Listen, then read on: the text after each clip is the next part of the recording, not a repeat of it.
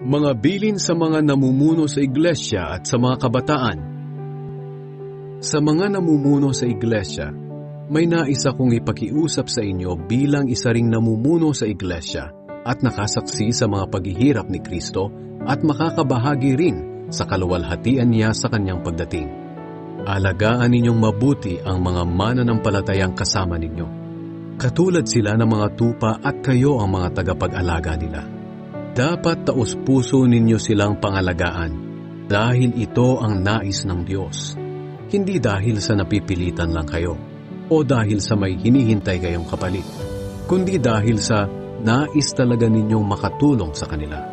Huwag kayong maghahari-harian sa mga mananampalatayang ipinagkatiwala sa inyo upang alagaan, kundi maging halimbawa kayo sa kanila. At pagdating ni Kristo na siyang Pangulong tagapag-alaga, tatanggap kayo ng gantimpalang napakaganda at hindi kukupas kailanman.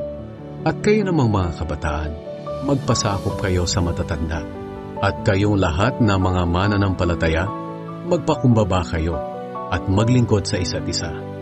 Dahil sinasabi sa kasulatan, kinamumuhian ng Diyos ang mga mapagmataas, ngunit kinakaawaan niya ang mga mapagpakumbaba.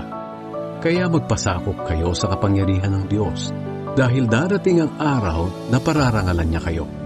Ipagkatiwala niyo sa Kanya ang lahat ng kabalisahan niyo, dahil nagmamalasakit siya sa inyo.